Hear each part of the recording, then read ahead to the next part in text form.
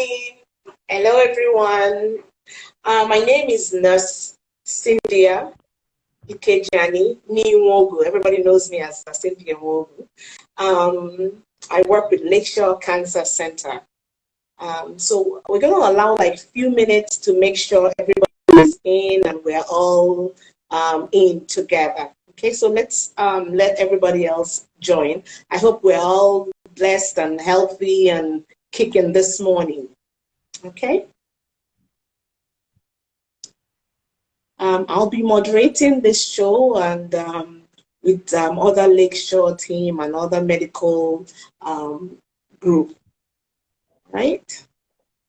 So we can start, okay? But before I start, I would like you to permit me to talk about my wonderful hospital, Lakeshore Cancer Center, okay? Lakeshore Cancer Center is the first operational cancer center in Nigeria solely dedicated to cancer prevention, screening, diagnosis, and treatment, palliation, and advocacy. Okay, in its over 6 years of existence, we have dealt with general health, education on cancer awareness. This has strongly defined LCC's contribution to the fight to reduce dismal cancer statistics. Just give me 1 minute to take care of some things. Okay. Lakeshore is a partnership with other like-minded health care providers. We've organized 2 physical health fairs.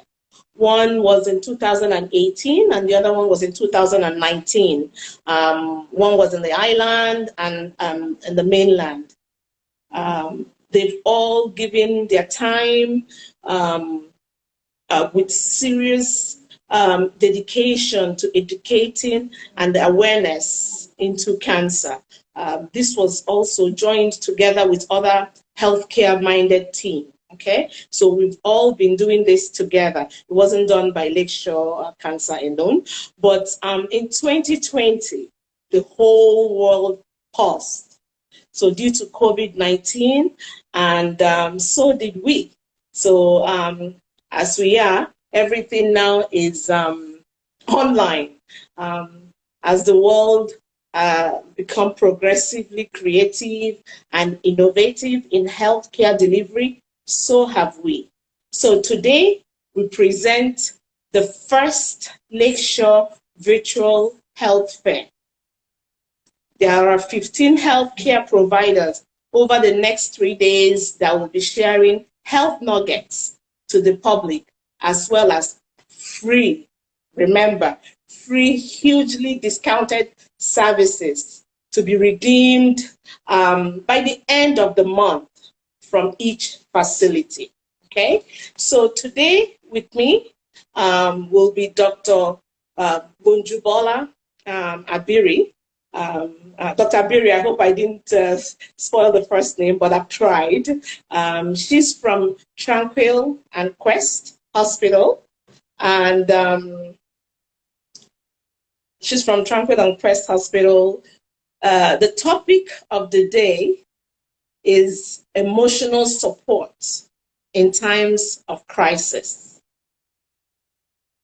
Emotional support in times of crisis. Don't forget, this is Nigeria. So she will be telling us how to handle crisis, how the emotional support will be, what to expect. Okay, we are appreciative of your time, effort, generosity.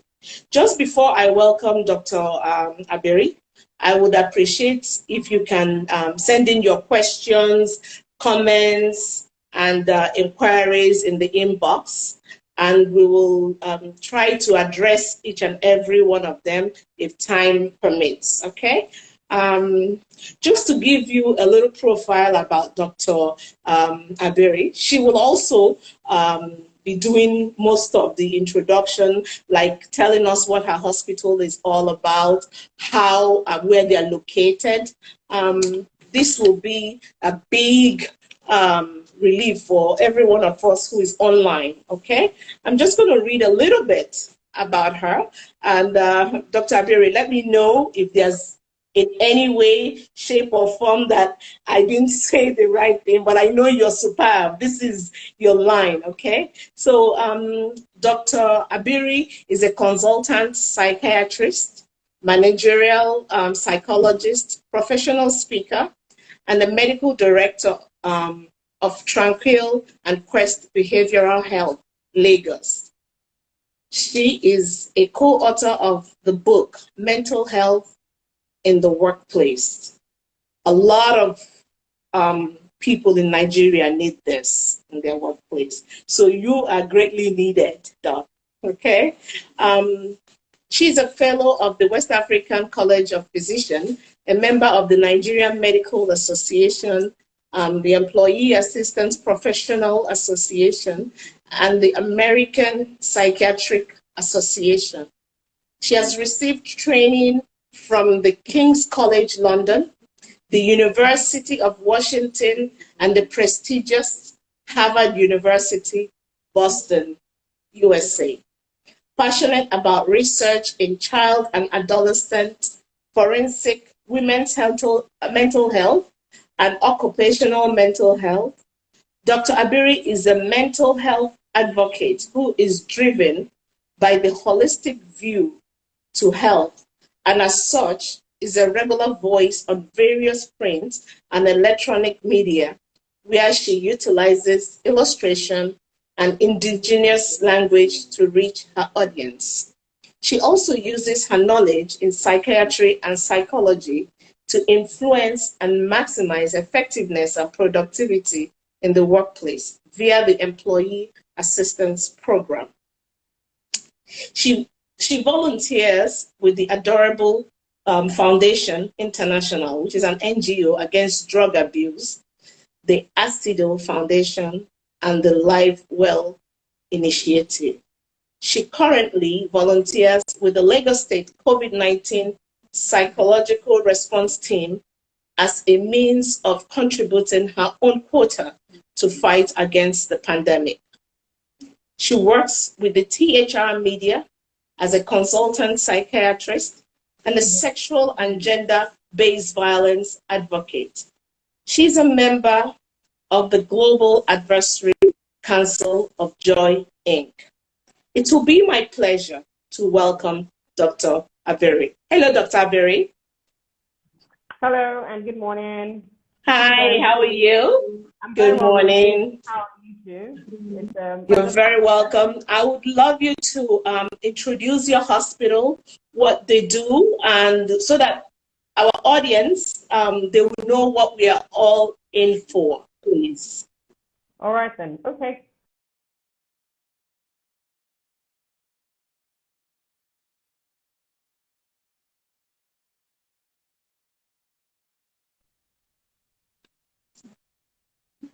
Hello?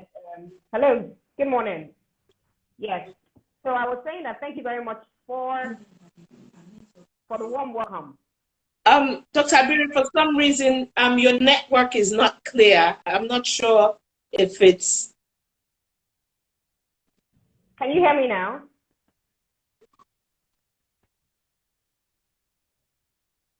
We are not able to hear you. You know, network issue. This is Nigeria, so try and help us out. Can you hear me?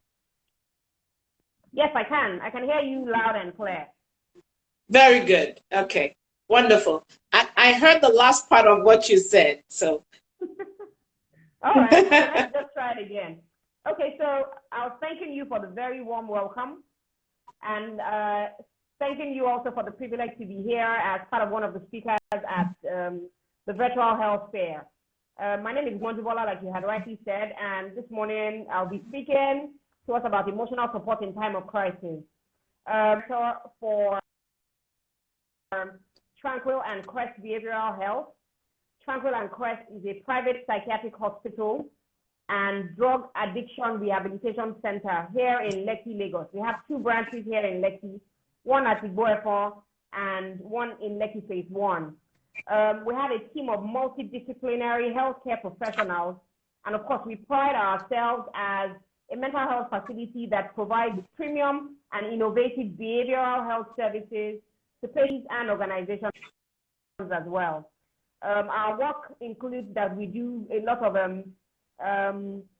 psychiatric evaluations, medication protocols, substance abuse treatment, and of course, we also do a lot of psychological interventions, which include the cognitive behavioral therapy, the dialectical behavioral therapy, trauma and grief support therapy. And so pretty much you can rest assured that you would get all the mental health care and support you need at Tranquil and Quest, especially because of our multidisciplinary team of the psychiatrists, the psychologists, the occupational therapists, mental health nurses, and a crisis intervention team as well. So simply put, that is Tranquil and Quest.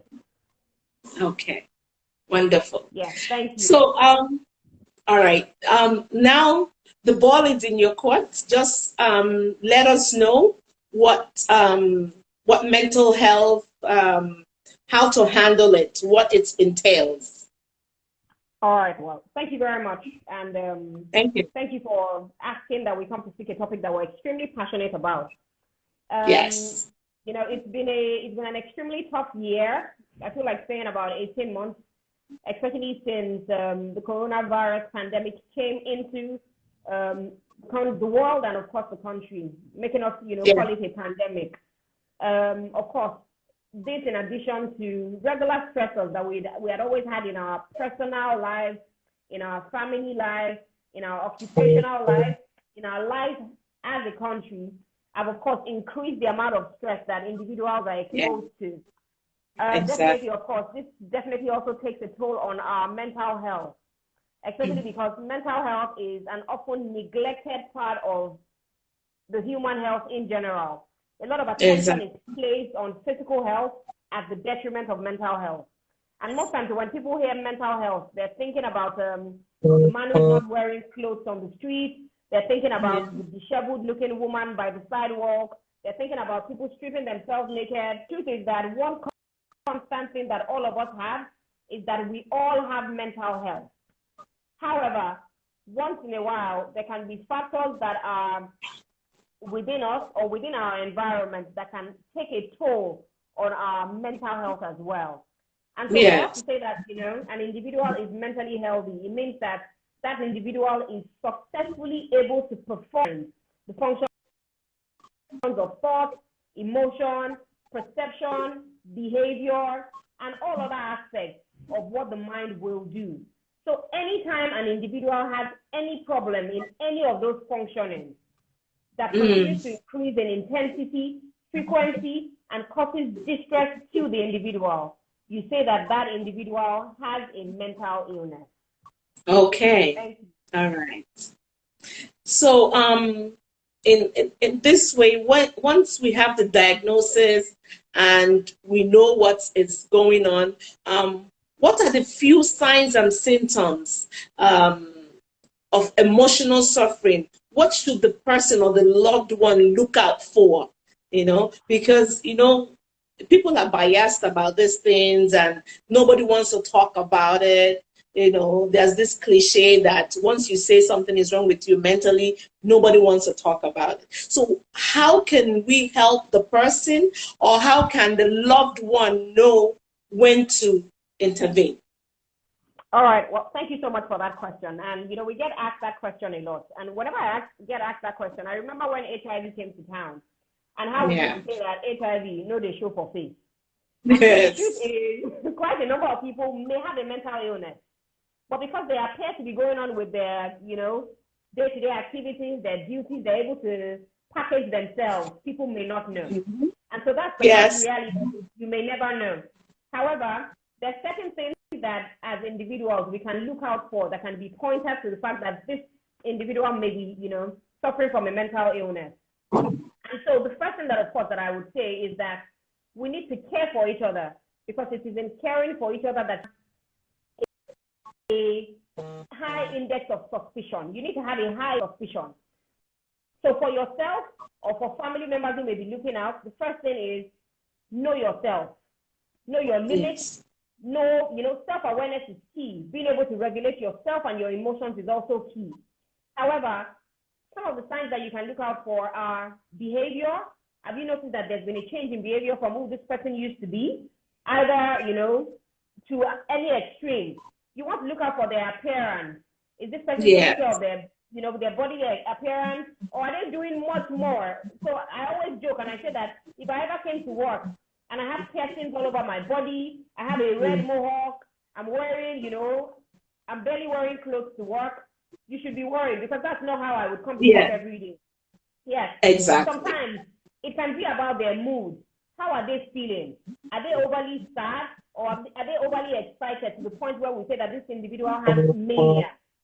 Yes. After that, you want to look at their faces. How do they look? Do they have long, fallen, sad faces that make it look like, this individual has no hope? Or do they look so excited that nothing negative in the environment, affects them? Sometimes it is about perception. Is this individual telling you they're having unusual experiences, such as hearing voices of people they can't see, seeing strange things that other people cannot see, or having sensory perceptions in misperceptions in all other sensory organs? For sometimes it's their thoughts. What are their thoughts like? Are they telling you they're tired of life? Are they telling you life is no longer worth living? Are they telling you that they feel like somebody is after them, they want to die, somebody is trying to kill them? Do they feel guilty for something that should never even be their business? So the thought system is also something that we look out for. And you look out for, is this individual oriented in time, place, and person? Or are they saying good evening when it's good morning? Are they telling you that, we're in 1960 when we're actually, in 2021?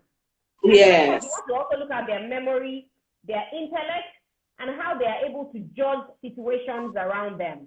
These are some of the things that family members can look out for. So a pattern of distress in any of this functioning may be a pointer to the fact that there's an underlying mental illness. Illness. Wonderful, wonderful, Dr. Abiri. What can be defined as crisis? Like, what do we see and we know that, well, this is beyond the family trying to help? How do we identify what a crisis is? Well, so very simply put, and I'll just use the simplest term, I feel like, a crisis is something that occurs suddenly, that individuals are unprepared for, and individuals do not have the requisite skills to deal with it. Either emotional skills, psychological skills, financial skills, all of those things connote what a crisis is, especially because it would then now cause distress, not just to the person who has the condition, but to everyone, even to the healthcare providers around that individual. That, of course, can be simply put as, the definition of what a crisis situation is. Okay, so that brings me to the next question. Who is the best person or the group, a support group for the patient like suffering? Who's the best person or group? What support group do we have? Where we can, we are a cancer center, and then sometimes, there's something wrong. You're giving this person such a huge diagnosis and you let them go home. What do you recommend or that we do from there? Is that a group or is that a person that can help this individual? All right. Well, thank you so much. And I'm happy that you asked about cancer, especially as we're talking about crisis, especially because, cancer is many times when people hear cancer, they think it's a death sentence. It's not something that people want to hear. Exactly. I work every day in it, so I know how my patients feel. Yeah, it's not a walk in the park for many people, especially because of the limitations on treatment modalities. However, when I mean, I should also, give kudos to you and to the team, especially because what I have seen the Lakeshore Cancer Center do over the years is that you guys have, set up a multidisciplinary system. Because the truth is,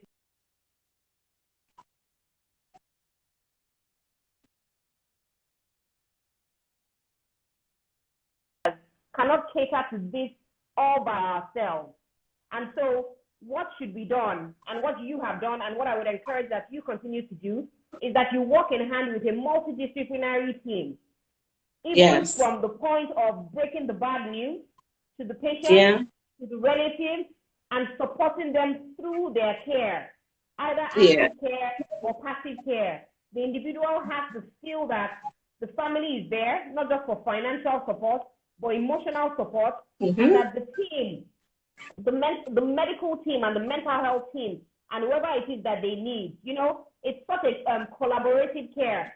If the individual has and sees collaborative care from mental health professionals, from the medical team, from spiritual support to the legal team, of course, this individual is more likely to rest assured in spite of whatever it is that they may be going through. So honestly, everyone definitely has a part to play while this individual, goes through this crisis. Exactly. Thank you so much, Dr. Abiri. Okay, I have another question. Are loved ones impacted by this problem?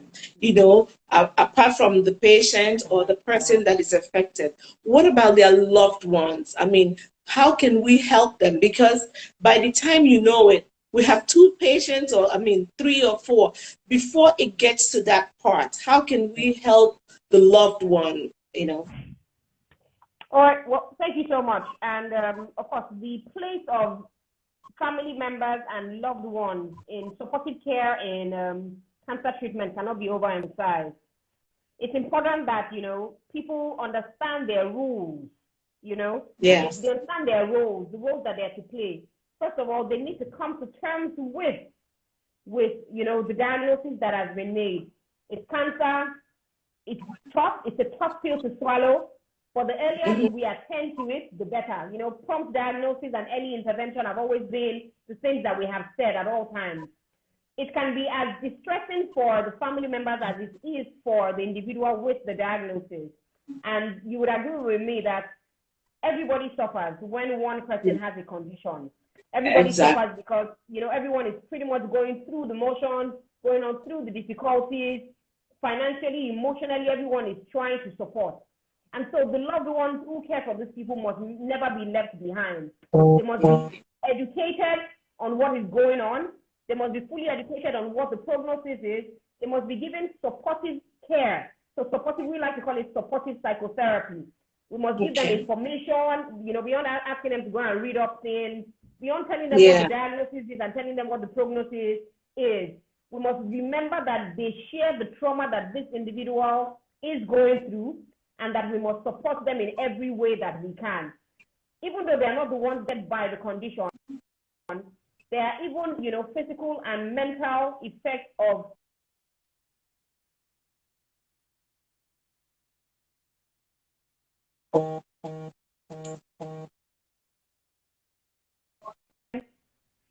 supportive care, answer their questions, answer their queries, alleviate their concerns, their fears, and their worries whenever they come to us, whenever, they have concerns. That's what I would say. Thank you very much. But most importantly, they must never be left behind. Excellent, excellent. Okay, we have some questions from the audience, but before we go into that, what mental and emotional health resources are available here in Nigeria that are, of course, affordable and within the reach of everyone? All right. So I mentioned earlier that, we provide a bouquet of mental health services, and we provide mental health services for, individuals who have mental health disorders, or those, even to those who are, faced with stressors, traumatic experiences. A traumatic experience to an individual can... Sorry, we're having some network issues.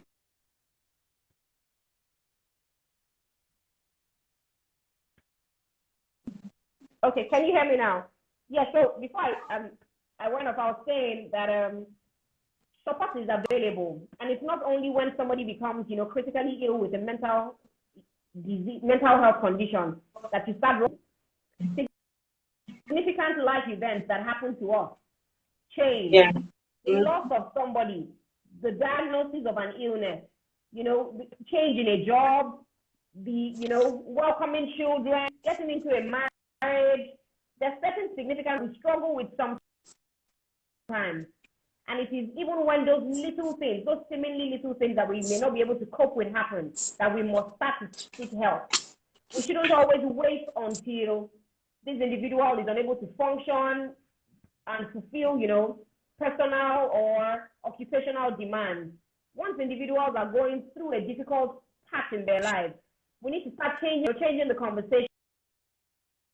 Okay. Changing the conversation, right. Of course, to change the culture about mental health issues. Thank you.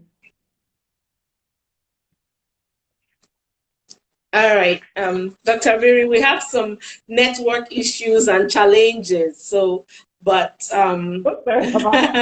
we're following you, and we ask people to put in their questions, comments in the inbox so that Dr. Abiri can answer some of the questions. Okay, I have a question here from Crystal B. Okay, her question is, how can you help a family member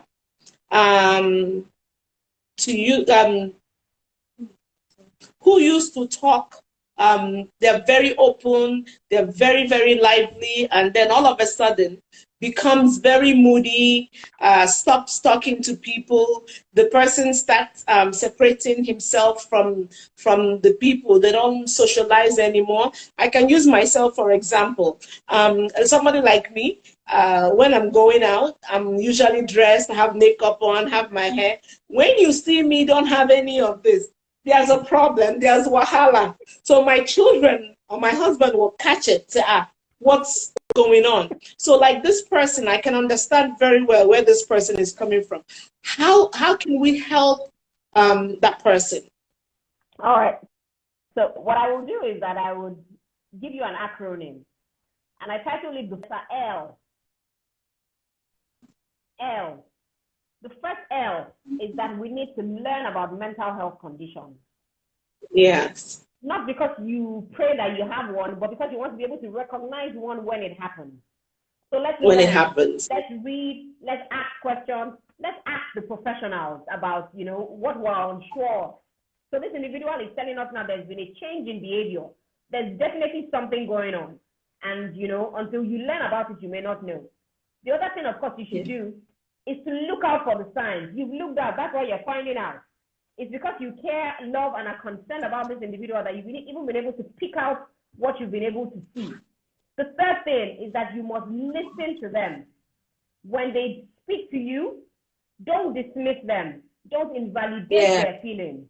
No matter how little or seemingly insignificant it is, please listen to them.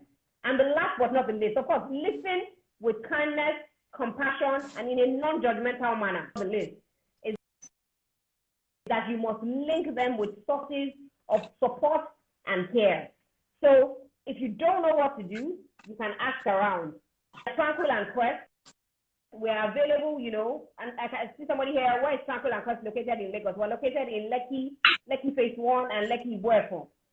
Link them with sources of support. Link them with a therapist. Link them with a psychologist. Link them with us. Thank you. Okay. Wonderful, wonderful. So you're reachable. I mean, it's not like you are out of the blue. You are reachable, and there are contacts that we can give some of our audience how to reach you. Okay, I have another question. How can insomnia patients get out of it without using sleeping pills? What can they do naturally? A lot of people, they don't want to take pills anymore, so they want to do things naturally. I don't know how true this is. I know when I used to live in the States, some people, they believe in taking warm milk. It's usually a thing that you can give a glass of warm milk with a cookie, and naturally something happens. So this is Nigeria. So what would you recommend the person take or do without taking? Okay. Well, yes. Did you hear me? Did you hear my question? Yes, I did. Question right away. There are certain things that we call the 10 commandments of sleep or sleep hygiene techniques. And there are factors that they include the do's, the don'ts, and the things that you should avoid. And so the things that you should avoid caffeine, avoid nicotine, avoid alcohol, especially at least 4 hours before bedtime. Avoid eating heavy meals before bedtime. So your last meal should have been at least 3 hours before your bedtime. The do's is that you must have a regular time that you go to bed and a regular time that you get up. You must ensure that your bed is just for sleep and sleep alone. Sleep or sexual intimacy, if you are licensed to do that. So the bed is not for phones, it's not for laptops, it's not for newspapers, it is for sleep and sexual intimacy. When you're going to bed, don't worry about not sleeping, because your worry or your fear about not sleeping is also enough to keep you up. When you get to bed and you try sleeping for like 20 minutes, you don't sleep, get up, go and do something boring, and then come back to the bed to sleep again. Remember, no phones, no books, no laptop around the bedside. You can take a warm shower or a shower, depending on what the temperature is, just before bedtime. Sleep in light clothing. Make the environment as conducive as possible. So including your bed, make it clutter-free. Remove noise from your environment. You can also take, as you said, rightly said, a warm glass of milk. You can take bananas, and you can also take, maybe a chocolate cookie. They are natural, stimulants. They help to stimulate neurotransmitters, serotonin, to mention but a few, which will help, the individual with sleep. Any form of exercise, except for exercise, should have been done at least 2 to 3 hours before bedtime. These things seem natural, they seem ordinary, but trust me, they work. There's also something that I can recommend, and it's called white noise. If you Google white noise, it helps, to help you feel like you're in a natural environment. Wow. So, no TV in your room, just listen to white noise and, practice relaxation techniques like deep breathing exercises before you go to bed. This is guaranteed, to help you have a good night's sleep. However, if the condition has been on for a while and it's, debilitating to you, you can reach out to us. We work in hand with sleep experts, sleep physicians who may be able to, help you conduct sleep studies and also help you, learn how to sleep. Thank you. Wonderful, wonderful. I used to tell my husband, nothing bothers him. He'll come and tell me things, and by the time I turn around, he's already sleeping, and I'm busy worried about what he just told me. And, that is life. He doesn't have problem with insomnia. So, but of course, our Lagos generator and noise, that doesn't help either. Okay, I have another question.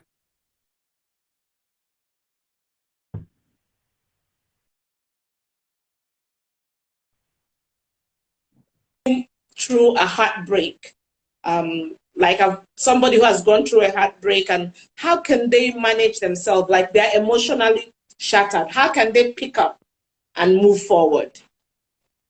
So, of course, when that kind of situation happens, a heartbreak, what happens is that the individual loses something. They lose something valuable to them, and in that situation, it's the loss of a love relationship that you cherished and valued so much. When that happens, the individual is faced with a flurry of emotions, including rejection, sadness, anxiety, to mention but a few. What we don't realize around here is that the individual is actually grieving the loss. Okay. It's a loss. And so it is not until somebody dies that we grieve. We grieve the loss of a loved item, the loss of a loved one, the loss of a loved opportunity, and, the divorce. They actually grieve the loss of that relationship. And so it's extremely important that you seek professional help, especially if you're not the kind of person that can bounce back. And bouncing back can also be quite difficult because, some people bounce back and enter into what is called a rebound relationship. They just look for the next person who is ready to take them, or they find that they're drinking alcohol excessively or using substances. What I would recommend is reach out to us. We offer good counseling sessions. Okay. Dr. Abiri, sorry, they're giving me 5 minutes. We're having 5 minutes to round up.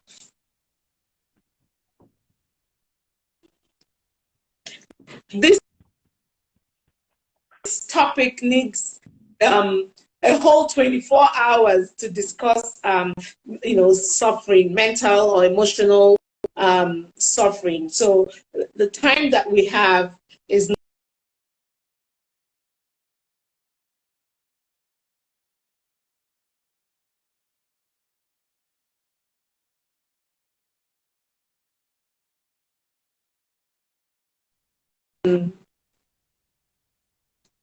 Hello? Well, I didn't hear you, but I'm assuming that you said any final word.